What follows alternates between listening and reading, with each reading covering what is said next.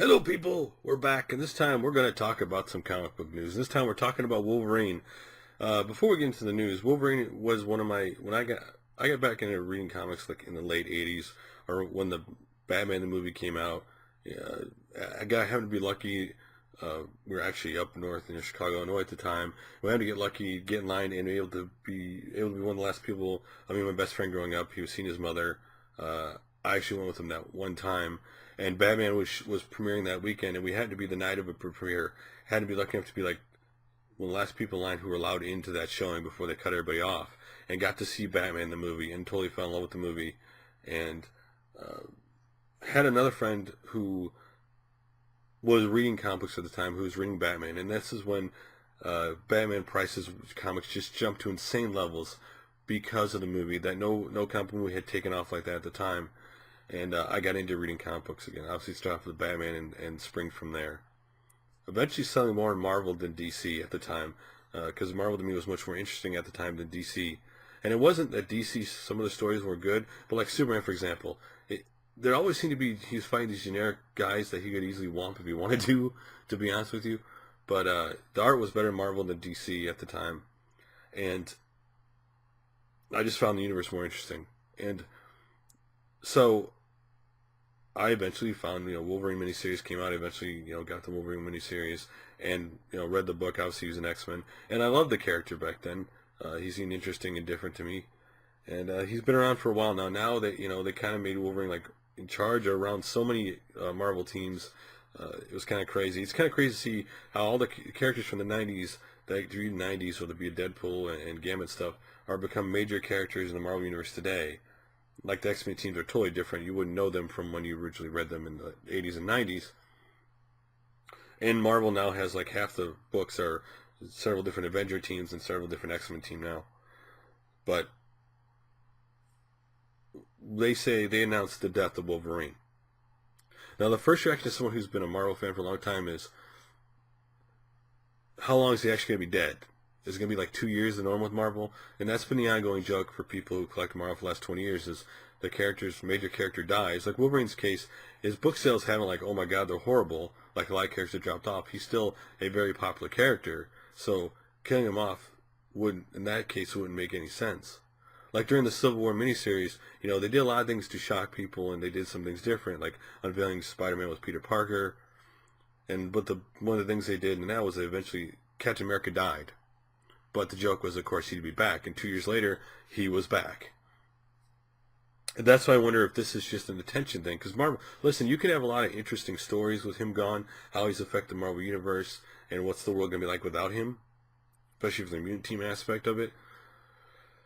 Being a guy that, because of his healing factor, was really invulnerable. And the other character they don't show, that's the only character really stands up to Wolverine when it comes to healing factor, though they don't show it in the comic book enough, is Hulk. That Hulk actually heals some cases quicker than Wolverine does, but they don't ever show that in the comic book because then Hulk becomes a too overpowering character with his might and the healing factor. Though they have shown it every once in a while based on what story and so forth. But the death of Wolverine hasn't exactly been a surprise or a secret to anybody, because in Wolverine Volume 5, they stripped Wolverine of his healing factor. Now, this isn't the first time they've done this, of course. They did this, was late 90s, early 2000s, I believe, when Magneto basically took all his adamantium to all his pores and everything, because it was metal, and he lost his healing factor for a while, and of course he only had bone claws, and they were kind of hinting that he wasn't, he thought he was going to die, but of course he got it back eventually. And basically, so what's going to happen is, in June they're going to have 3 months to die, and then they're going to do after that they're going to do a miniseries weekly throughout the month of September called The Death of Wolverine. It's a 4-part miniseries, what ultimately leads to the death of Wolverine. And one of the things they had basically told Entertainment Weekly about this was, for a long time, no matter who Wolverine was battling, he has been the eternal victor. He almost always comes out on top. Now he finally comes up against an adversary he cannot win against, he cannot fight. What does this mean for a character who's been around for 100 years, hundreds of years, for 100 years? Now here's my thing. If you picked who to me should kill Wolverine, it would be Sabretooth. He's been his biggest enemy, his rival throughout the comic books for years. To me, that would be the fitting ending. But who knows what they're going to do. That to me would make sense. Again, Sabretooth and him have been enemies. They're the most known rivalry, but with him, it would make complete sense that happens.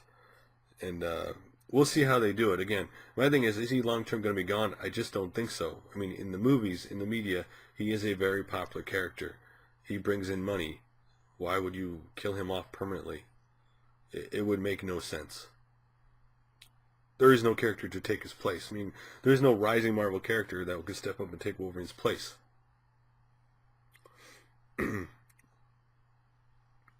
So, what will they do?